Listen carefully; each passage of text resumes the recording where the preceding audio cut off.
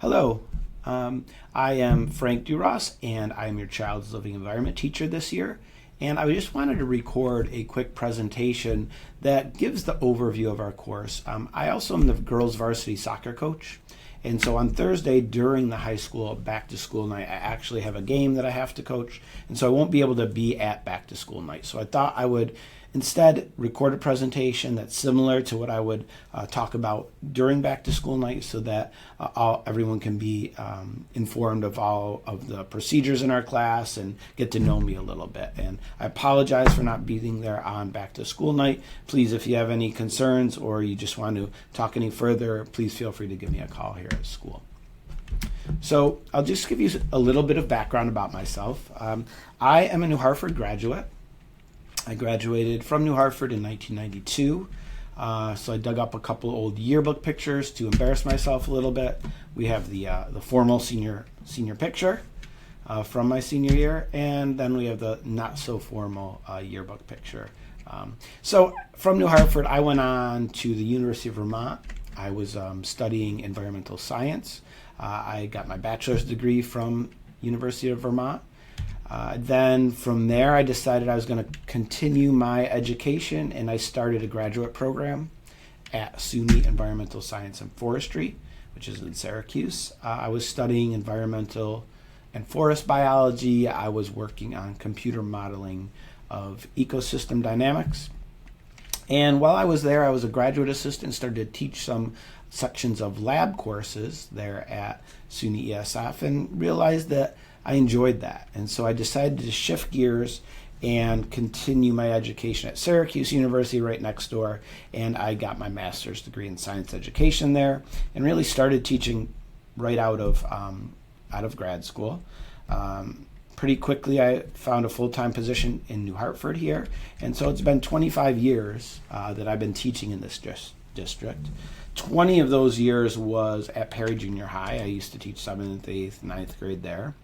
I then shifted to the high school and started teaching AP Environmental Science along with Living Environment, this course.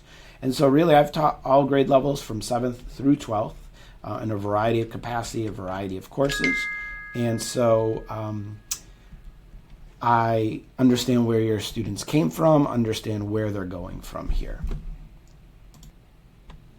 So I'll give you a little bit of the background of our course in Living Environment. So this is 10th grade Living Environment. It's a study of living things, a general overview of biology.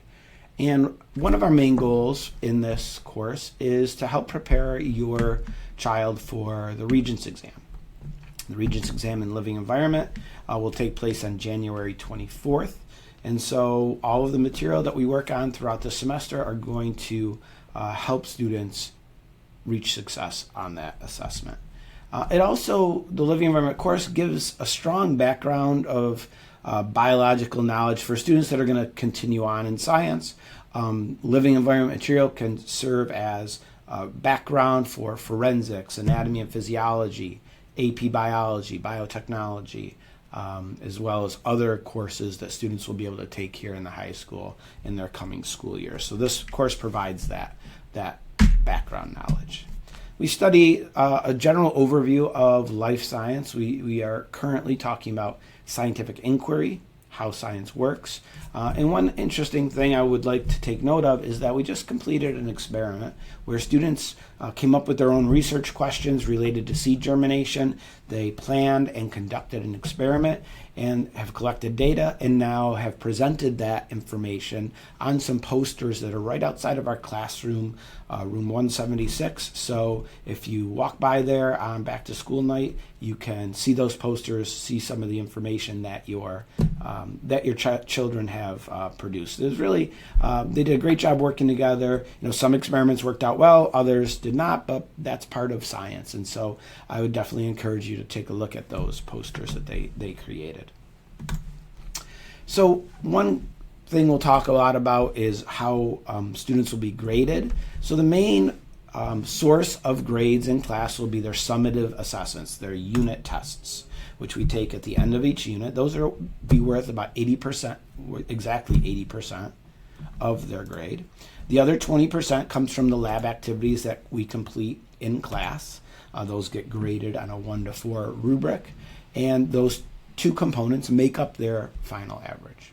One thing to mention about labs in class: New York State has a requirement that all students must complete 1,200 minutes of satisfactory lab work to be eligible to sit for the Regents exam. I've never had a student not reach that 1,200 minute level and not be able to take the Regents exam, but I do want to talk about it just so you understand that requirement. It really only comes into play when students miss an excessive amount of school, or students are not turning in their lab activities after completion. We typically do over 2,000 minutes of lab work throughout the semester, so students will have plenty of minutes, plenty of wiggle room in case they do have to miss a lab or two.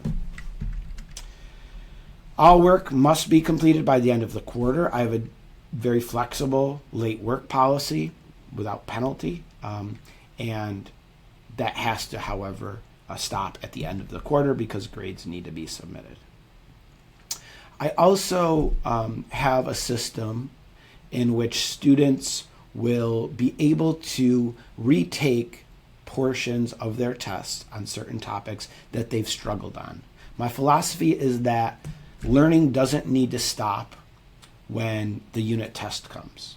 Okay, I give students an opportunity, if they struggled with certain areas on those tests, they can keep working, keep learning in various ways, and then when they feel that they have mastered that material in a more successful manner, they can retake certain topics that they did poorly on, and then their grade will be updated to reflect that.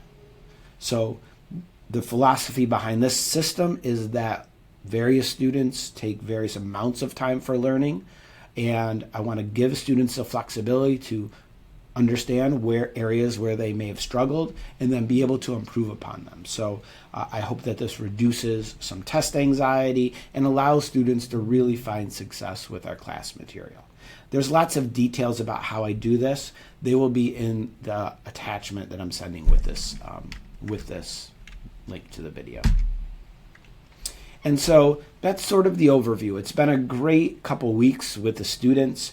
They're starting to gel and be a little bit more willing to talk with each other and discuss content back and forth. That will continue to build. I've really enjoyed meeting all of the students. You have wonderful children, and it's going to be a great semester. Please feel free to contact me here at school via email or phone with any questions that you might have. If you need any more clarification, I'm happy to chat with anyone. So I hope you have a wonderful week, and I will talk to you later.